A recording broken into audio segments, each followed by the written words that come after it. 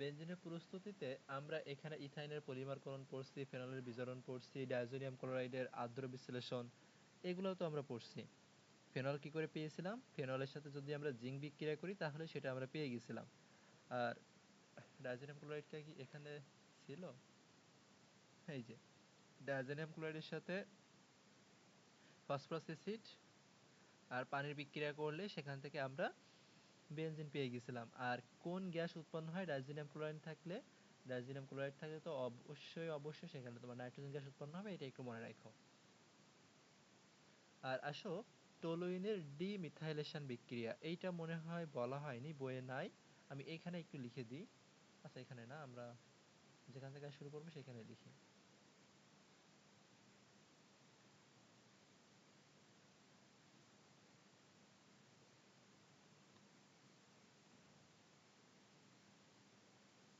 Toluene প্রস্তুতি এগুলা, তাই না? তো এইখানেই করি দেখি। টলুইন প্রস্তুতি কিভাবে করা যায়? প্রথম প্রস্তুতি এইটাই, তাহলে আমরা এইখানে ওইটা লিখি, টলুইনের ডিমিথাইলেশন, এটার মাধ্যমে আমরা বেনজিন পাবো, তাই না? আমরা একটা টপিক লিখছিলাম টলুইনের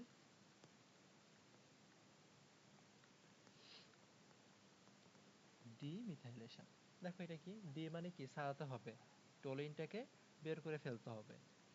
তাহলে এইটা যদি আমাদের টলুইন হয়, এইটা যদি আমাদের টলুইন হয়, এটার সাথে কার বিক্রিয়া করব? টলুইনটাকে বের করব, সেজন্য এখানে আমরা হাইড্রোজেনের বিক্রিয়া করাবো। হাইড্রোজেনের বিক্রিয়া করাতে গেলে এখানে আমাদের নিতে হবে হচ্ছে প্লাটিনাম অ্যালুমিনিয়াম অক্সাইড, Al2O3, আর এখানে তুমি নিবা 500 ডিগ্রি সেলসিয়াস। এটা যখন নিবা, এই হাইড্রোজেন, এই হাইড্রোজেন এখান থেকে তোমার মিথেন হয়ে বের হয়ে যাবে। তাহলে বাকি থাকলো কি, আরেকটা হাইড্রোজেন এখানে যুক্ত হবে। তাহলে এইখানে তোমার এই বেনজিন থেকে গেল, আর এখানে তোমার মিথেন থাকবে।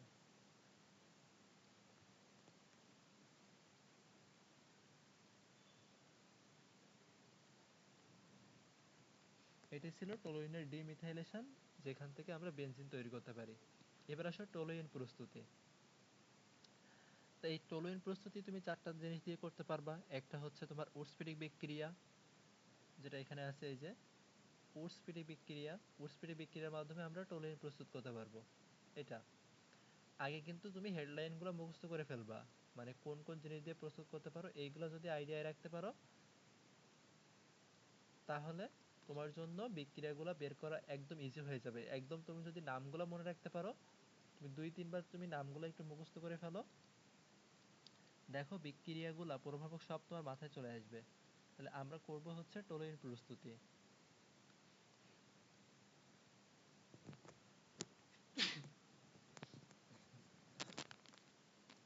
এখন কয়টা পদ্ধতি দিয়ে আমি টলুইনটাকে তৈরি করতে পারবো? প্রথম কথা, একটা হচ্ছে ওই যে উৎস্ফীটিক বিক্রিয়া ছিল, সেইটার মাধ্যমে আমরা টলুইন তৈরি করতে পারবো, একটা যেটা বইয়ে আছে, আমরা দেখবো ওটা। দ্বিতীয়ত আমরা আরেকটা পড়ে ফেলছিলাম, অ্যারোমেটিকরণ, অ্যালকেন থেকে আমরা কি করে বেনজিন তৈরি করব। সেখানে বলছিলাম যদি হেক্সেন থাকে তাহলে আমরা তৈরি করতে পারবো বেনজিন, হেপটেন থাকলে ছিল টলুইন, আর যদি অকটেন ছিল তখন আমরা জাইলিন বলছিলাম।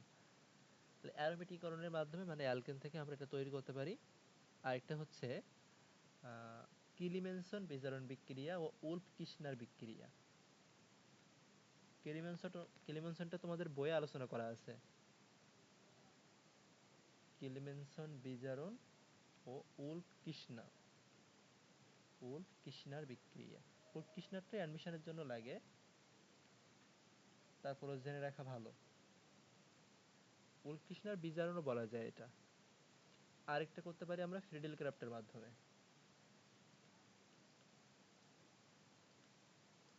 ফ্রিডেল ক্রাফট অ্যালকাইলেশনের মাধ্যমে, নট অ্যাসাইলেশন।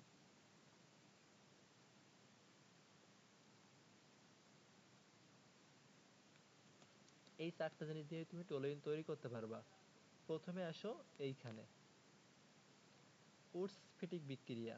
উৎস বিক্রিয়া আমরা পড়বো হচ্ছে অ্যালকেন তৈরি করা যায়, আর উৎস্ফীটিক বিক্রিয়া দিয়ে তৈরি করা যায় হচ্ছে টলুইন। দুইটার মধ্যে কিন্তু পার্থক্য আছে, দুইটার মধ্যে পার্থক্য আছে। দেখো এইখানে তোমার হ্যালোবেনজিন নিতে হবে, হ্যালোবেনজিন সোডিয়াম নিতে হবে, এবং এখানে তোমাকে শুষ্ক ইথার এইটা থাকতেই হবে। উৎস বিক্রিয়ায়ও তোমার শুষ্ক ইথার থাকে কেন? দেখো ইথার নিষ্ক্রিয়, এই নিষ্ক্রিয় মাধ্যম হিসেবে তোমাকে একটা প্রভাবক নিতে হবে। যদি এটা নিষ্ক্রিয় ইথার না নিয়ে তুমি অন্য কিছু নাও, তাহলে সেটা কি হয়ে যাবে, এটার সাথে বিক্রিয়া করবে, আলটিমেটলি যেটা আমার কাঙ্ক্ষিত প্রোডাক্ট সেটা আমি পাবো না। এই জন্য এখানে শুষ্ক ইথার নিতে হবে। তাহলে তুমি যখন সোডিয়াম, এই উৎসপিটি বিক্রিয়ায় সোডিয়াম ধাতব সোডিয়ামের সাথে তুমি হ্যালোবেনজিনের বিক্রিয়া করাবা মিথাইল ক্লোরাইডের সাথে, সেখান থেকে তুমি টলুইন পেয়ে যাবা। কি হবে এখানে, কি হবে, দুইটা সোডিয়াম কেন নিচ্ছি, এই যে একটা ক্লোরিন ছিল, এই যে একটা ক্লোরিন ছিল আর এই একটা ক্লোরিন ছিল, এই দুইটা ক্লোরিনকে আমার এই দুইটা সোডিয়াম নিয়ে চলে যাবে, আর এই যে CH3 মূলকটা সেটা তোমার বেনজিনের এখানে বসে যাবে। এইটাই হচ্ছে তোমার টলুইন প্রস্তুতি। সেম ভাবে এখানে তুমি যদি এই হ্যালোবেনজিনের পরিবর্তে, মানে এইখানে দেখো আবার বলছে কি, অনুরূপভাবে শুষ্ক ইথারে সোডিয়াম ধাতু এবং যদি অ্যারাইল হ্যালাইড ও অ্যালকাইল হ্যালাইড দুইটা বিক্রিয়া করা একসাথে, দেখো এইটা কি, এটা হচ্ছে অ্যারাইল হ্যালাইড আর এটা কি অ্যালকাইল হ্যালাইড, দুইটা অ্যালকাইল হ্যালাইড। এখন এই অ্যালকাইল হ্যালাইডের পরিবর্তে তুমি যদি আরেকটা অ্যারাইল হ্যালাইড নাও, মানে এখানে বেনজিন বলয় থাকবে, তখন কি হবে এখানে, তখন কিন্তু দুইটা এরকম বেনজিন বলয় পাশাপাশি থাকবে। কিন্তু এখানে ফরম্যাটটা কি বলছে, অ্যারাইল হ্যালাইডের সাথে অ্যালকাইল হ্যালাইডের বিক্রিয়া, যদি তুমি দুইটাই অ্যারাইল হ্যালাইড নাও, আমি কি বলছি এখানে অ্যারাইল হ্যালাইড এখানেও অ্যারাইল হ্যালাইড, দুইটা যদি অ্যারাইল হ্যালাইড নাও, তখন তোমার এখানে কি আসবে, এই মিথাইল মূলকের পরিবর্তে আরেকটা বেনজিন মূলক যুক্ত হয়ে যাবে। ওইরকম আমরা পাবো ডাইফিনাইল গঠন যেটাকে বলা হয়, আমরা পাবো। তাই তখন এইটাকে বলা হয় অ্যালকাইল অ্যারিন। তাহলে এই টলুইনটা কি অ্যালকাইল অ্যারিন, টলুইনটাকে কি বলা যাবে, অ্যালকাইল অ্যারিন। এটা হচ্ছে অ্যালকাইল মূলক আর এটা হচ্ছে অ্যারিন। অ্যারোমেটিক যৌগের আরেকটা নাম কি, অ্যারিন না, এই জন্য এটাকে অ্যারিন বলা হবে, অ্যালকাইল অ্যারিন বলা হবে। তাহলে উৎসফিরিক বিক্রিয়ায় যদি এরকম টলুইন না বলে তোমার অপশনে বলে অ্যালকাইল অ্যারিন তৈরি করা যায়, তাও কিন্তু সঠিক। এটা হচ্ছে তোমার ফরমেট, জেনারেল ফরমেট।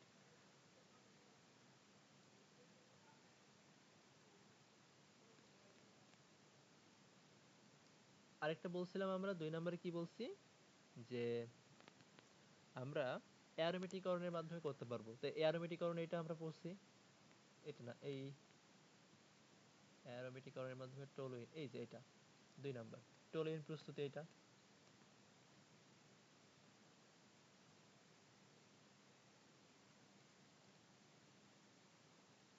অ্যারোমেটিকরণের মাধ্যমে আমরা টলুইন প্রস্তুত করতে পারি। এখানে প্রভাবকগুলো আমি প্রিভিয়াস ক্লাসে কিন্তু বলছিলাম, তো এগুলো একটু মনে রাখবা। আর 3 নম্বর পদ্ধতি কি ছিল, 3 নম্বর পদ্ধতি বলছিলাম হচ্ছে বেনজালডিহাইডের ক্লিমেনসন বিজারণ বিক্রিয়া, মানে এই ক্লিমেনসন বিজারণ বিক্রিয়া উৎকৃষ্ণ বিক্রিয়া, এরা করতে পারবো হচ্ছে বেনজালডিহাইড, মানে অ্যালডিহাইড থেকেও, বেনজালডিহাইড থেকেও আমরা কি করতে পারবো, টলুইন তৈরি করতে পারবো। এখন ওটার আগে আমরা 4 নম্বরটা একটু পড়ে ফেলি, যেহেতু ওইটা বইয়ে আলোচনা করা নাই সেজন্য ওইটা আলাদা করে করতে হবে, আমরা তার আগে এটা পড়ে ফেলি। এটা হচ্ছে ফিডেলক্রাফট অ্যালকাইলেশন। আমরা অ্যালকাইলেশন অ্যাসাইলেশন আলাদা করে আলোচনা করব, বিক্রিয়া কৌশলে আমরা এগুলো আলোচনা করব। এখন যেহেতু এখানে টপিকে চলে আসছে, সেই হিসেবে এটা আমাদের পড়ে ফেলতে হবে। অ্যালকাইলেশন মানে হচ্ছে সেখানে তোমার অ্যালকাইল মূলক থাকবে, আরেকটা টার্ম আছে হচ্ছে অ্যাসাইলেশন, সেখানে অ্যাসাইল মূলক থাকবে। সেটা এখানে লাগবে না, এমনি জানার জন্য, মনে রাখার জন্য, কম্পেয়ার করার জন্য বলতেছি। CH3 COCl এটাকে বল, এইটা যখন তোমার দেওয়া হবে এই CH3Cl এর পরিবর্তে, তখন এইটাকে বলা হবে অ্যাসাইলেশন। তাহলে অ্যালকাইলেশনে তুমি কি পাচ্ছ, টলুইন পাবা, ক্লোরিন বের হয়ে যাবে, এখান থেকে একটা হাইড্রোজেন থাকবে, হাইড্রোজেনটা নিয়ে ক্লোরিন বের হয়ে যাবে, HCl বের হয়ে যাবে, আর CH3 এখানে যুক্ত হবে। আর যখন তোমার অ্যাসাইলেশন দেওয়া থাকবে CH3CO যুক্ত হবে, তখন এটাকে বলা হয় অ্যাসিটোমিনোফেন। না, অ্যাসিটোমিনোফেন তো প্যারাসিটামল আর একটা নাম, কি বলতেছিলাম ওটা পরে। এখন এইখানে অবশ্যই এটা মনে রাখতে হবে, ফিডেলক্রাফট অ্যালকাইলেশন বলো বা অ্যাসাইলেশন বলো, এখানে ড্রাই অ্যালুমিনিয়াম ক্লোরাইড ব্যবহার করতে হবে। প্রভাবক হিসেবে কি ব্যবহার করা হয়, অবশ্যই এটা মনে রাখতে হবে, শুষ্ক অ্যালুমিনিয়াম ক্লোরাইড। আর অ্যালকাইলেশনে অ্যালকাইল হ্যালাইড ব্যবহার করতে হবে, তাহলে টলুইন পাওয়া যাবে। এই 3টা বিক্রিয়া ছিল। এখন আরেকটা বিক্রিয়া ছিল, সেটাও আমরা একটু পড়ে ফেলি, যে বেনজালডিহাইডের কিলিমেনসন ও উলফ-কির্চনার বিক্রিয়া। কঠিন কিচ্ছু না, দুইটা বিক্রিয়া প্রায় সেম জিনিস, শুধু একটু সামান্য পার্থক্য আছে।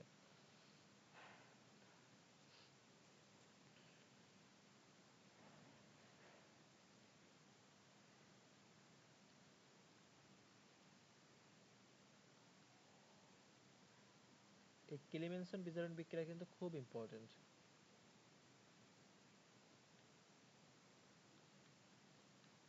কিলিমেনসন বিজারণ, তা কিলিমেনসন বিজারণ বিক্রিয়াটা কি? এখানে আমাদের কার করব, বেনজালডিহাইডের। আগে আমরা জেনারেল ফরম্যাটটা দেখব। আমরা কি করব এখন, আগে জেনারেল একটা ফরম্যাট দেখব। জেনারেল ফরম্যাটটা হচ্ছে এখানে কার্বনিল মূলকের হবে। এই কার্বনিল কম্পাউন্ডের সাথে তুমি মানে সিও মূলকটা তোমার চেঞ্জ হয়ে মিথিলিন মূলকে কনভার্ট হয়ে যাবে। এটাই হচ্ছে কিলিমেনসন বিজারণ বিক্রিয়ার সূত্র। এইখানে যেটা তোমাকে অবশ্যই মনে রাখতে হবে, কিলিমেনসন বিজারণ বিক্রিয়ার প্রভাবকগুলা। কিলিমেনসন বিজারণ বিক্রিয়ার প্রভাবকগুলা, জিঙ্ক অ্যামালগাম প্লাস HCl, এইটা যদি দেওয়া হয় তাহলে এইটা হবে তোমার কিলিমেনসন বিজারণ বিক্রিয়া। আরেকটা ছিল হচ্ছে উলফ-কির্চনার, না উলফ-কির্চনার। উলফ-কির্চনার কখন হবে, যখন তুমি এখানে হাইড্রোজেন দিবা N2H4, তার মানে NH2NH2 দিবা, আর সাথে পটাশিয়াম হাইড্রোক্সাইড, আর এবং যদি উত্তপ্ত করো, এটাকে বলা হবে উলফ-কির্চনার বিক্রিয়া। সব কিছুতে কি হবে, মিথিলিন মূলকে কনভার্ট হবে, একই জিনিস, শুধু প্রভাবক আলাদা হয়ে গেলে নামটা আলাদা হয়ে যায়। তো এইটা খুব বেশি আসতে দেখি না, অ্যাডমিশন বলবো একাডেমিক বলো, যদি ডিপ কোশ্চেন কখনো করে তখন হয়তো আসবে। একটু উল্প আকারে মনে রাখো। তাহলে এবার তুমি এখানে শুধু কি করবা, এখানে তুমি শুধু বিক্রিয়কগুলো দেখবা। ধরো তোমার এখানে দেওয়া হয়েছে আর বন্ড, এটা কি, এটা হচ্ছে আমার যে কয় অ্যালডিহাইড, অ্যারোমেটিক না, কিন্তু এটা বেনজালডিহাইড না। এখানে তোমার জিঙ্ক অ্যামালগাম প্লাস HCl, এটা দেওয়া হলে সেটাকে আমরা কিলিমেনসন বিজারণ বলবো। আবার তুমি যদি এখানে হাইড্রোজেন দাও, তার সাথে যদি পটাশিয়াম হাইড্রোক্সাইড দাও, তাহলে এটাকে তুমি কি বলবা, উলফ-কির্চনার বলবা। সেখান থেকে কি তৈরি হবে তোমার, সিও যেখানে থাকবে তার পরিবর্তে CH2 বসাই দিবা, তাহলে আর এর জায়গায় আর থাকবে, সিও এর পরিবর্তে CH2 থাকবে, আর এখানে এই পাশে আরেকটা যে হাইড্রোজেন ছিল সেই হাইড্রোজেনটা বসাই দিব। তার মানে আমি একবার এখানে কি লিখতে পারি, এইভাবেই থাক। এটা কি আরবন CH3 না, এটা কি একটা অ্যালকেন, এটা কি একটা অ্যালকেন, বা তুমি এটাকে লিখতে পারো আরবন CH3। তাহলে কিলিমেনসন বিজারণ বিক্রিয়ায় আমরা কি পাবো, অ্যালকেন পাবো। অ্যালডিহাইড থেকে আমরা অ্যালকেন পাবো। যদি তুমি এই আর এর পরিবর্তে অ্যারাইল মূলক নাও,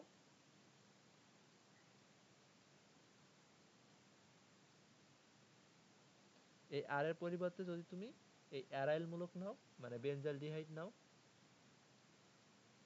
CHO, একদম সেম জিনিস, ওই উপরের গুলা আমি ওই দিয়ে লিখলাম, ওই উপরের গুলা যদি তুমি নাও, তখন কি পাবা, বেনজালডিহাইড থাকবে এখানে, এই বেনজিন মূলক থাকবে, সিও এর পরিবর্তে CH2 দিবা, আরেকটা হাইড্রোজেন দিয়ে দিবা, এইটা।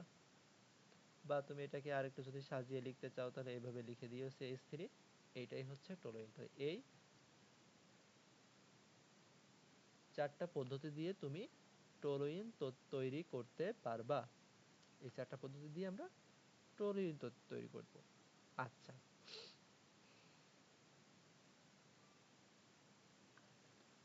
এখন আসো টেক্সট বুকে কি আছে একটু দেখে ফেলি, না হলে আমরা এখান থেকে পরে যাব। পরে বেনজিনের বিক্রিয়াগুলো আছে। আচ্ছা, তাহলে আমরা এইখান থেকে আরেকটা জিনিস একটু পড়ে ফেলি, বেনজিনের সমানতাগুলো একটু পড়ে ফেলবো। আমরা যখন সমতা পড়ছিলাম তখন বেনজিন নিয়ে অতটা ডিটেলস পড়ি নাই, মানে বেনজিনের সমতাগুলো নিয়ে পড়া হয় নাই। এখন একটু পড়ে ফেলতে হবে, বেনজিনের সমতা থেকে কিন্তু প্রশ্ন আসে।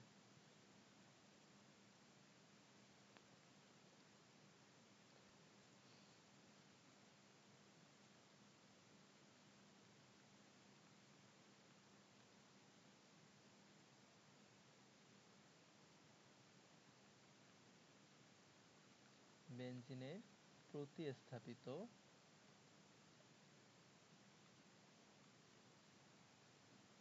সমানতা জিনিসটা কি?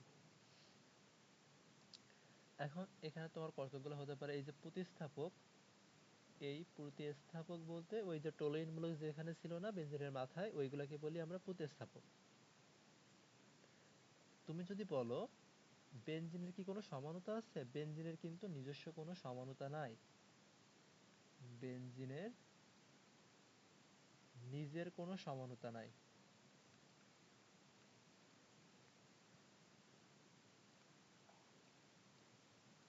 কেন? বেঞ্জিনের গঠনটা কেমন? তুমি ঘোরায় ফেরায় যেভাবে রাখো না কেন, এ যেমন দেখতে এটার কি কখনো চেঞ্জ হবে? এই জন্য বেঞ্জিনের নিজের কোনো সমানতা নাই। সমানতা কখন হবে? প্রতিস্থাপক থাকলে।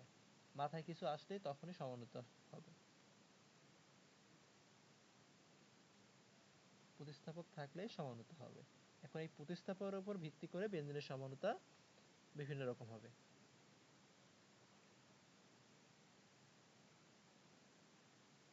এখন প্রতিস্থাপকগুলো বলতে কি বুঝি?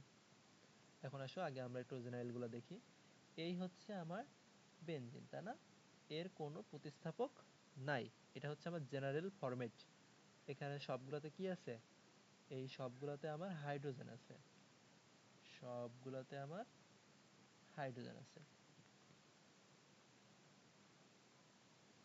এখন এই হাইড্রোজেনগুলার এই জায়গাটাতে আমি সরাই দিলাম, দিয়ে আমি এখানে কি করছি, এইখানে যে কোনো একজনকে বসাই দিছি। ধরো আমি CH3 কে বসাই দিছি।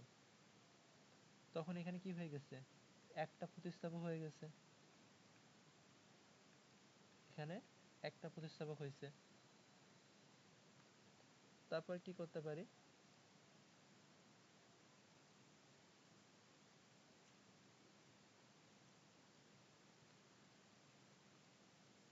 এখানে তো একটা ছিল CH3, ওইটা আছে। আরেকটা হাইড্রোজেন সরাই দিলাম, সেখানে আমি আরেকটা নিয়ে আসলাম। এখানে তুমি ক্লোরিন দিতে পারো, অথবা যে কোনো প্রতিস্থাপক দিতে পারো। তার মানে এখানে আমাদের প্রতিস্থাপক কয়টা? এই জায়গাটাতে আমার প্রতিস্থাপক দুইটা। প্রতিস্থাপক এখানে আমার দুইটা। আবার দুইটা কিন্তু একইও হতে পারে। প্রতিস্থাপক দুইটা একই হতে পারে, ভিন্ন হতে পারে। একই হতে পারে, ভিন্নও হতে পারে। এবার আসো আমরা সমানতা দেখব। আবার প্রতিস্থাপক কয়টা হতে পারে? তিনটা প্রতিস্থাপক হতে পারে। প্রতিস্থাপক তোমার তিনটাও থাকতে পারে। তাই আমি মূলত ওখানে বোঝাতে চাচ্ছি যে প্রতিস্থাপক থাকতে পারে, প্রতিস্থাপক থাকলেই সমানতা চেঞ্জ হয়ে যাবে। তাহলে এখন আসো, যখন তোমার প্রতিস্থাপক একটি থাকবে, যখন তোমার প্রতিস্থাপক একটি থাকবে তখন কোনো সমানতা থাকবে না। প্রতিস্থাপক একটি হলে সমানতা কত? সমানতা 0। কেন? তুমি দেখো, এই বেনজিন এইখানে আছে CH3। এই CH3 কে তুমি যে অবস্থানেই রাখো না কেন, সেটাই তো 1 নাম্বার কার্বন হবে। তুমি যদি কার্বন নাম্বার দেখো, তাহলে এইটাই 1 number carbon, 2 number, 3 number, 4 number, 5 number, 6 number. এই CH3 কে যদি তুমি এখানেই রাখো, ওইটা 1 নাম্বার কার্বন হবে। তো সেই তো সবই একই আসতেছে, সব একই আসতেছে। সেই জন্য এটার কোনো প্রতিস্থাপক নাই, বা প্রতিস্থাপক নাই বলতেছি, কোনো সমানতা নাই। তাহলে বেনজিনের এইটাকে আবার কি বলা যায়? প্রতিস্থাপক একটা, মানে এটাকে বলা যায় মনোজাতক। মনো মানে কি? এক। জাতক মানে কি? উৎপন্ন, বেনজিন থেকে উৎপন্ন হয়েছে না?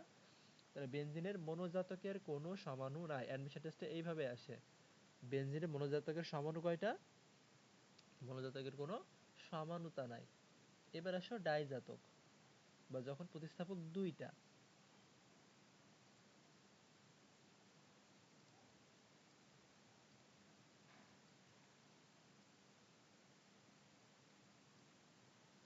ডাইজাতক, ডাই মানে দুই, প্রতিস্থাপক যখন দুইটা হবে,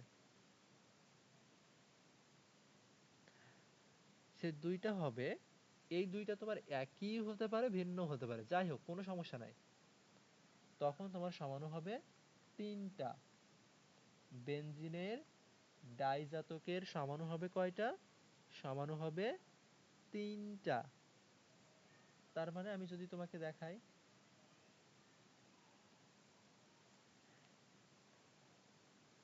CH3 এখানে যুক্ত হলো, এখানে যুক্ত হলো। প্রথমে এখানে না দিই, এইখানে যুক্ত হতে পারে, এটা একটা। তারপরে তোমার কি হতে পারে,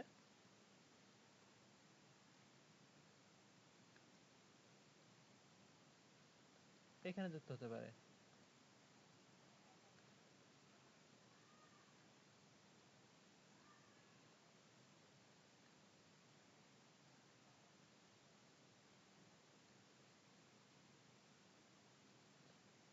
আবার চাইলে এখানে যুক্ত হতে পারে। মানে তোমার অর্থ প্যারা মেটা অবস্থানে যুক্ত হতে পারে। এইটা কি মেটা অবস্থান, এটা তোমার অর্থ অবস্থান।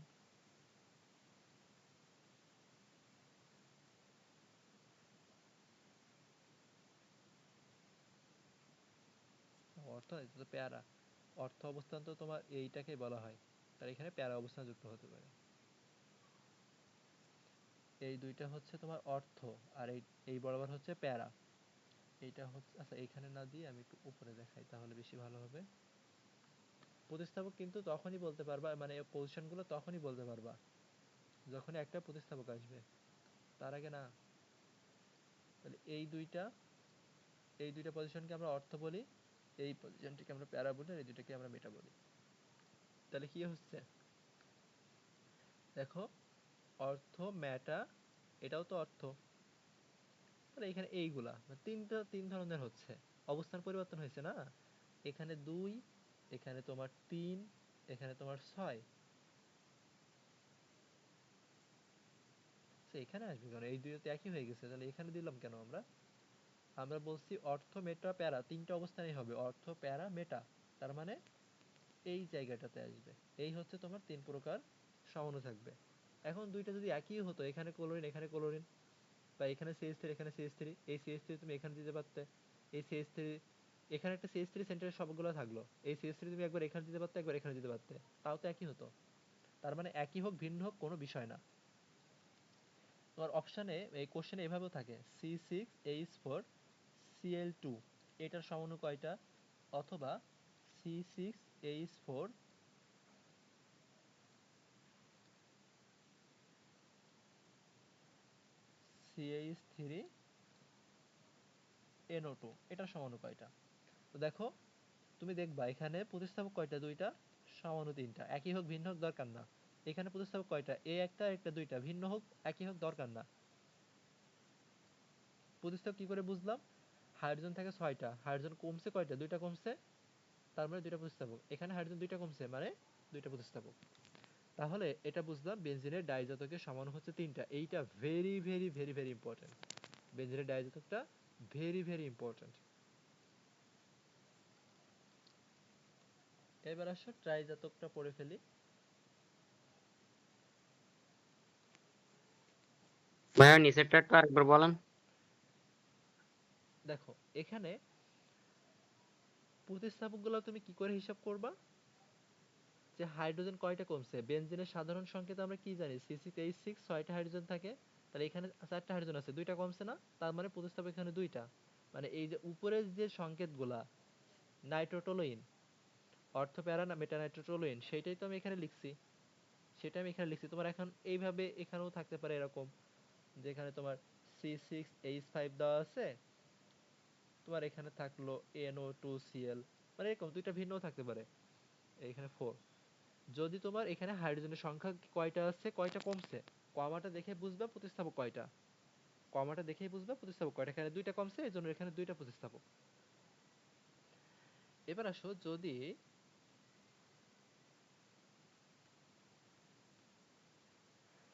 তোমার তিনটা প্রতিস্থাপক থাকে,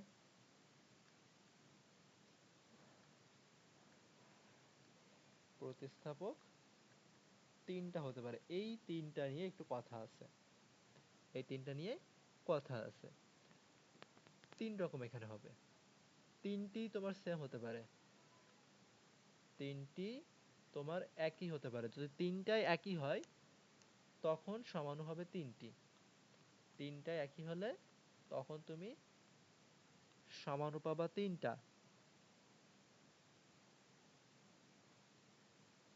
তার মানে কেমন, যেগুলা দেখানো সম্ভব দ্রুত সেগুলা দেখাই। এখানে একটা থাকলো, এইখানে একটা থাকতে পারে, এখানে একটা থাকতে পারে, এরকম তিনটা প্রতিস্থাপক হলে এবার এই দুইটা তুমি ঘোরায় ফেরায় তিনবারই পরিবর্তন করতে পারবা, যেখানে দাও না কেন তোমার এইরকমই আসবে। তো এখান থেকে এইগুলো তোমার রিটেনে কখনোই চাইবে না, এইটাই বলবে যে বেনজিনের প্রতিস্থাপক তিনটা যদি একই হয় তখন সমান হবে কয়টা, তখন সমান হবে তিনটা। যদি তোমার তিনটা একই না হয়ে দুইটা একই হয়, যদি তোমার দুইটা একই হয়, দুইটা একই মানে কি, এখানে CH3 থাকলো, এখানে তোমার NO2 থাকলো, এখানেও তোমার NO2 থাকলো, দুইটা একই এখানে। তা দুইটা একই হলে, আচ্ছা সেটাই তো বললাম আমরা, সমান কয়টা হবে, যদি তোমার দুইটা একই হয় আর একটা যদি আলাদা হয় তখন তোমার সমান হবে 6টা। আর যখন সবগুলা আলাদা হবে, যখন সবগুলা আলাদা হবে তখন তোমার সমান হবে 10টা। এইটা একটু কষ্ট করে মুখস্থ করতে হবে। এখন 10টা লেখা দেখানো তো দরকার নাই, কারণ এগুলা আসে না, আসবেও না এগুলা, আশা করা যায়। শুধু এইগুলা একটু আসবে যে কয়টা সমাণু থাকবে। এখানে দেখো আমরা তিনটায় ভিন্ন নিয়েছি, যখন তিনটায় ভিন্ন হবে তখন 10টা সমাণু। তা এখানে তোমার এইভাবেও কিন্তু থাকতে পারে যে CH CH6H3 CH3 হোল 3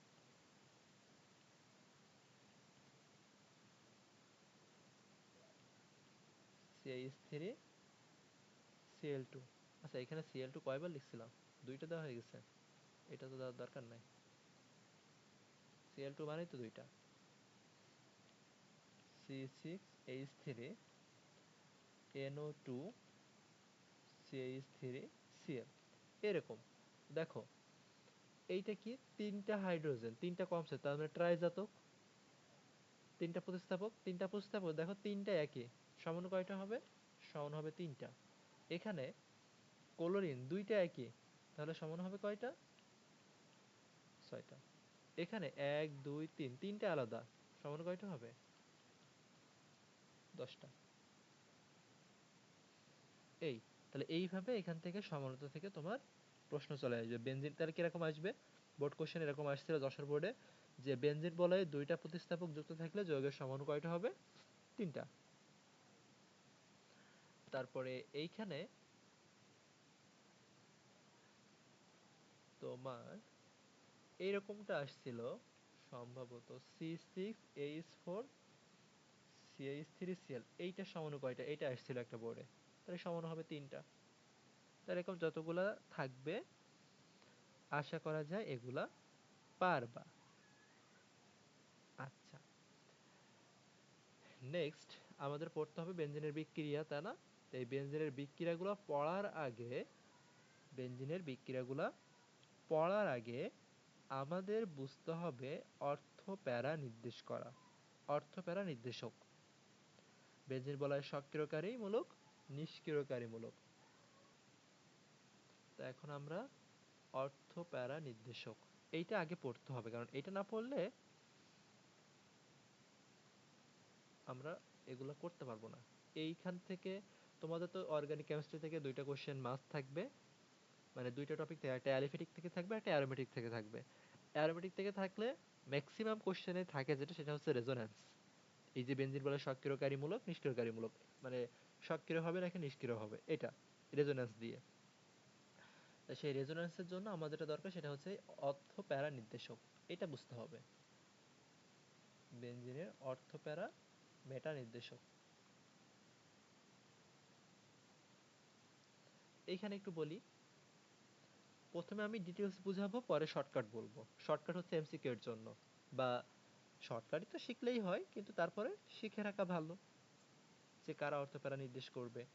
ধরো এই হচ্ছে আমাদের একটা বেনজিন, এইখানে তোমার প্রতিস্থাপক যুক্ত থাকে, সেই প্রতিস্থাপকটা ধরলাম আমরা XY, প্রতিস্থাপকটা কি ধরছি, প্রতিস্থাপকটা ধরছি XY, এই দুইটা মৌল।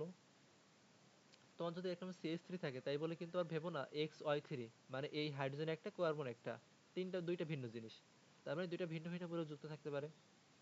এইখানে দুইটা ভিন্ন মূলক যুক্ত থাকলে তাদের তড়িৎ-ঋণাত্মকতা তো সেম হবে না, তড়িৎ-ঋণাত্মকতা আলাদা আলাদা হবে। তা কোনো কারণে যদি হয় এরকম এক্স এর ইলেকট্রোনেগেটিভিটি, মানে প্রথম যে মৌলটা থাকবে তার ইলেকট্রোনেগেটিভিটি যদি দ্বিতীয়টার ইলেকট্রোনেগেটিভিটি থেকে বেশি হয়, প্রথমটা ইলেকট্রোনেগেটিভিটি বা তড়িৎ-ঋণাত্মকতা যদি দ্বিতীয়টার থেকে বেশি হয়, তার মানে কি ডেল নেগেটিভ কার হবে, এক্স এর ডেল নেগেটিভ তৈরি হবে তড়িৎ-ঋণাত্মকতার জন্য। প্রথমটা যদি ডেল নেগেটিভ সৃষ্টি হয় তাহলে সেটা হবে অর্থপ্যারা নির্দেশক। এটা হবে কি অর্থপ্যারা নির্দেশক।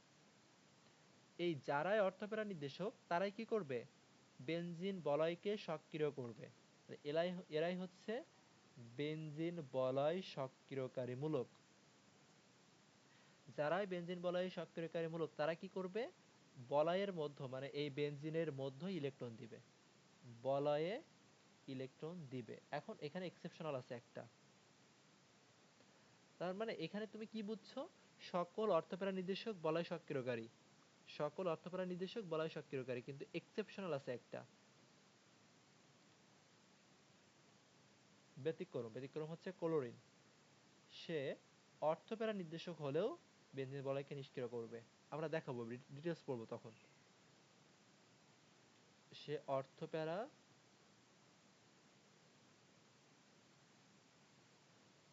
নির্দেশক হলেও নিষ্ক্রিয়কারীমূলক। তাহলে এটা বুঝলাম, প্রথমটা যদি আমার ডেল নেগেটিভ তৈরি হয় বা প্রথমটা তড়িৎ-ঋণাত্মকতা যদি বেশি হয় তাহলে সেইটাই হবে আমার অর্থপ্যারা নির্দেশক।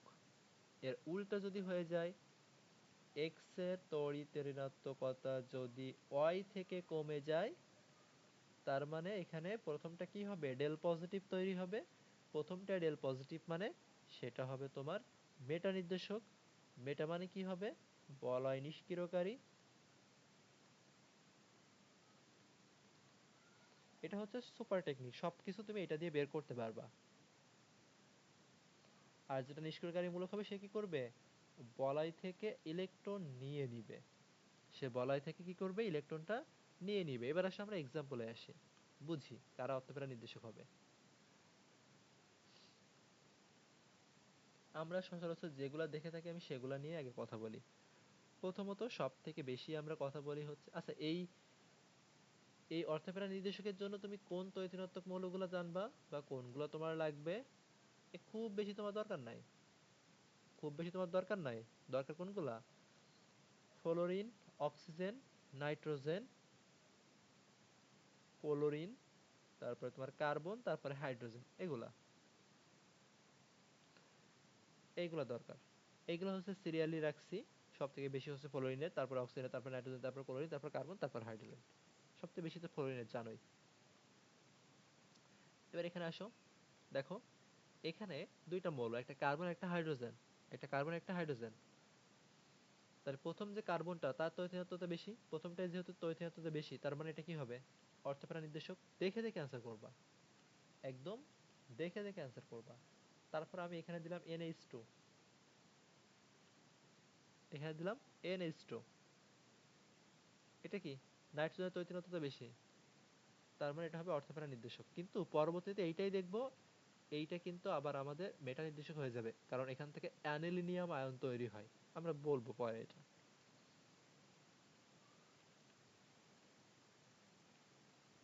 এখান থেকে ওএইচ থাকলো, ফেনল থাকলো, প্রথমে অক্সিজেন তারপরে হাইড্রোজেন, অক্সাইড তড়িৎ বেশি, তার মানে এটা হবে কি অর্থপ্যারা। এটা হবে কি অর্থপ্যারা। তারপরে তোমার এখানে বড় করে কোনো যৌগ দিয়ে দাও, ধরো তুমি দাও NaCO CH3। প্রথম দুটো দেখো, নাইট্রোজেন হাইড্রোজেনের মধ্যে নাইট্রোজেনের তড়িৎ বেশি, হাইড্রোজেনের কম, তাহলে এটা কি হবে অর্থপ্যারা। এইটা শিখলে আর অন্য কোনো টেকনিকের প্রয়োজন হয় না, একদম কোনো টেকনিকের প্রয়োজন হয় না। এখানে কি দিবা, তুমি দাও শুধু হ্যালোজেন দাও, এই হ্যালোজেন দিলে কি অর্থপ্যারা। কিন্তু নিষ্ক্রিয়কারী একটা হ্যালোজেন থাকলে সেটা হবে অর্থোপ্যারা। এটাই এক্সেপশনাল, কিন্তু এটা কি করবে, বলয়কে এরা নিষ্ক্রিয় করে দিবে। সবই তো অর্থোপ্যারা হচ্ছে, মেটা কখন হবে? NO2, আমি এই কতগুলো যৌগ লিখি। CH4,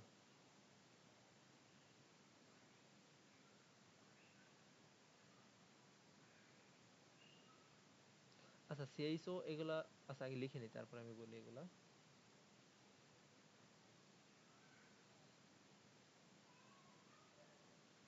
দেখো এটা একটু খেয়াল করো, এখানে তো তোমার দুইটা নাইট্রোজেন এবং অক্সিজেন। নাইট্রোজেনের আর অক্সিজেনের মধ্যে অক্সিজেনের তড়িৎদ্রব্যতা বেশি, দ্বিতীয়টা তড়িৎদ্রব্যতা বেশি হলে এটা কি হবে, মেটা নির্দেশক। আর এখানে তিনটা আছে, তুমি কি করবা, তুমি কি জানো, সি ডাবল বন্ড ও এরকম না, তাহলে কার্বন অক্সিজেন দিতে হবে। প্রথম হলো কি কার্বন, দ্বিতীয়টা হচ্ছে অক্সিজেন। কার্বনের সাথে অক্সিজেন কাছাকাছি থাকে, তাহলে অক্সিজেনের তড়িৎদ্রব্যতা বেশি, প্রথমটার কম, সেজন্য এটা হবে কি মেটা। একইভাবে এটা একই কথা, এর পাশে কি আছে, পাশে দুইটাই অক্সিজেন আছে, তাহলে অক্সিজেন তড়িৎদ্রব্যতা বেশি, প্রথমটার কম, কার্বনের কম, সেজন্য এটাও হবে মেটা। এটা হবে কি মেটা নির্দেশক। তারপরে এখানে তোমার থাকলো SO3H, এখানে কি সালফার আর অক্সিজেন, অক্সিজেন তড়িৎদ্রব্যতা বেশি, সালফারের কম, তাহলে এটাও হবে তোমার মেটা নির্দেশক।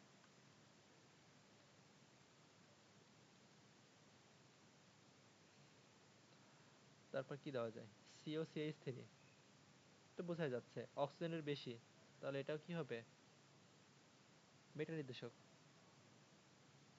তারপরে তোমার সায়ানাইড, সায়ানোবেনজিন, কার্বন অপেক্ষা নাইট্রোজেনের তড়িৎদ্রব্যতা বেশি, দ্বিতীয়টা তড়িৎদ্রব্যতা বেশি, তার মানে এটা মেটা নির্দেশক। এরকম যতগুলা দেওয়া হবে, আমার মনে হয় না অন্য কোনো টেকনিক শেখানোর কোনো প্রয়োজন আছে। এখানে CF3 দেওয়া থাকলো, এখানে CF3 দেওয়া থাকলো, কার্বন অপেক্ষা ফ্লোরিনের তড়িৎদ্রব্যতা বেশি, দ্বিতীয়টা তড়িৎদ্রব্যতা বেশি, তার মানে এটা মেটা নির্দেশক।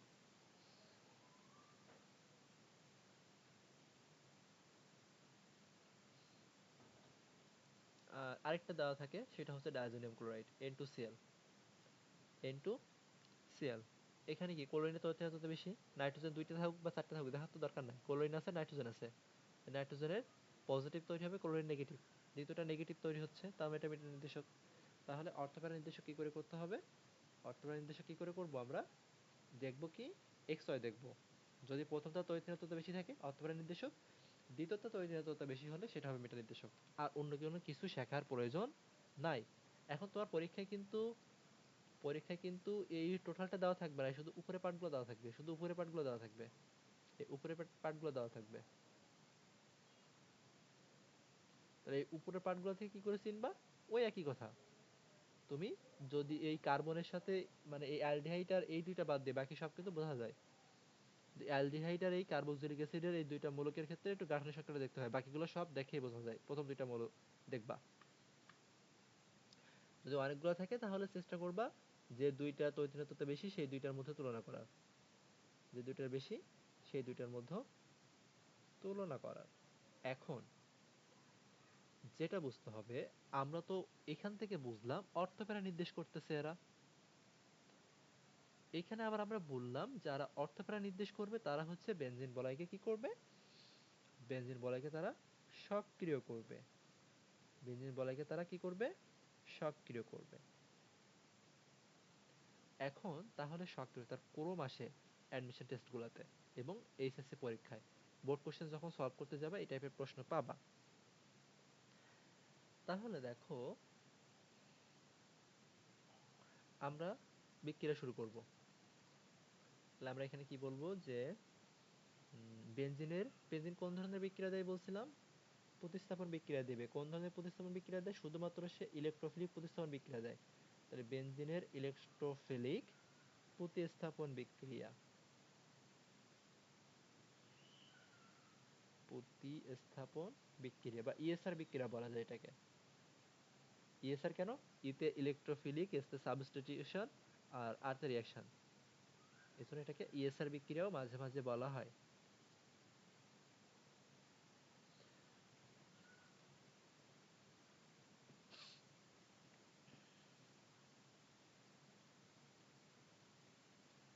এটা কি টোলুইন, এটা কি সক্রিয়কারীমূলক, তার মানে এটা স্বাভাবিক যে বেনজিন ছিল তার থেকে বেশি সক্রিয়, স্বাভাবিক যে বেনজিন ছিল সেটা থেকে বেশি সক্রিয়,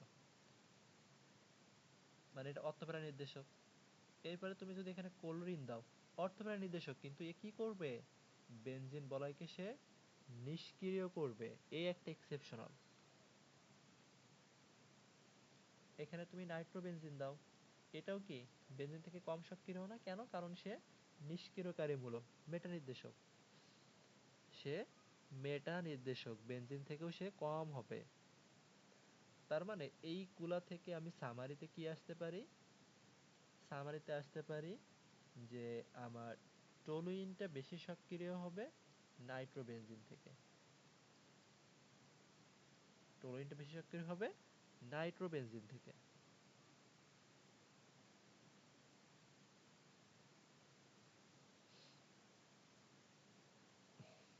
আচ্ছা, তাহলে এখান থেকে আমরা তাহলে যদি বলি সামারিতে আসি, আরো একটু একটু খেয়াল করো, আমি একটু একটা বেনজিন দিয়ে সব কপি করে দিই।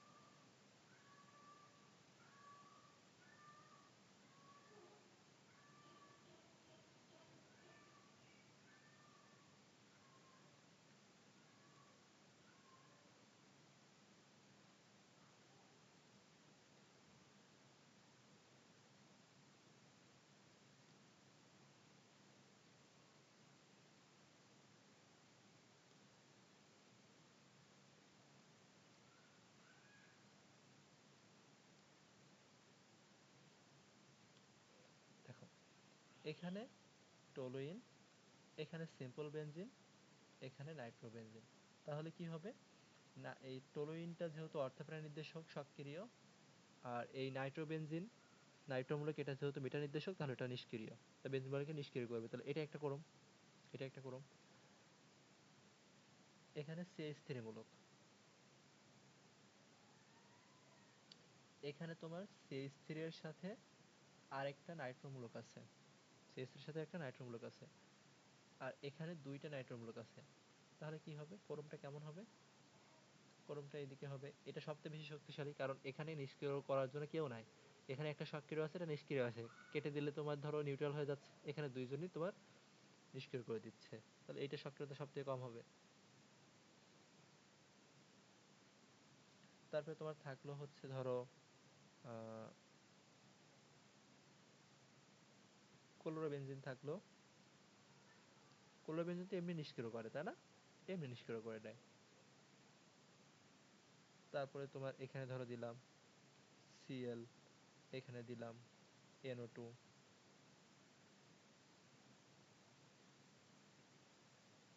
Cl, NO2, আরেকটা দিলাম NO2, এরকম।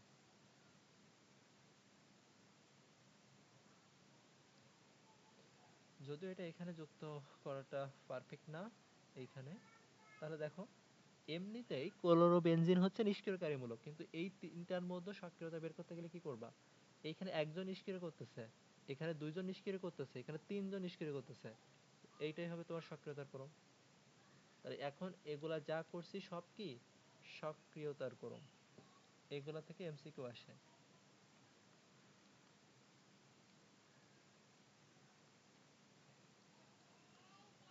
এটাই হচ্ছে কি সক্রিয়তার ক্রম।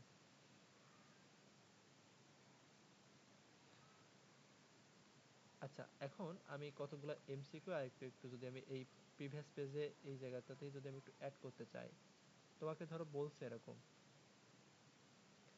N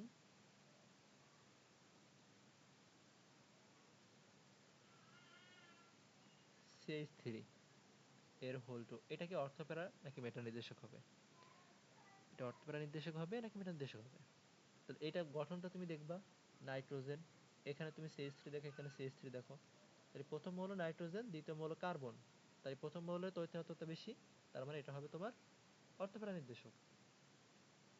আমি এইরকম কথা বলতেছিলাম, এই টাইপের গুলা তোমার থাকবে, এই টাইপের গুলো তোমার থাকবে।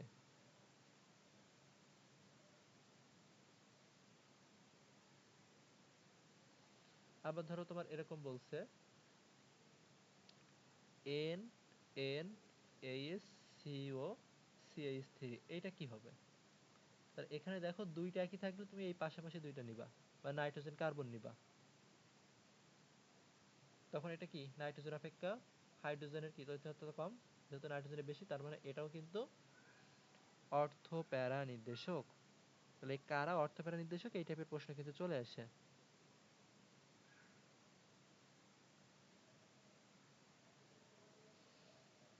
আর এই যারা সক্রিয়কারী মূলক, আরেকটু বলে রাখি, যারা সক্রিয়কারী মূলক তারা 2, 4, 6 এই তিনটা অবস্থানে ইলেকট্রন ঘনত্ব বাড়ায়।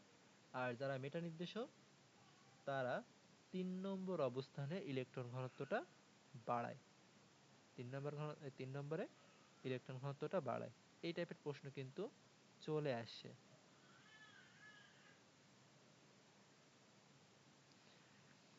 এখন তোমাদের কাজ হচ্ছে এগুলো একটু প্র্যাকটিস করবা।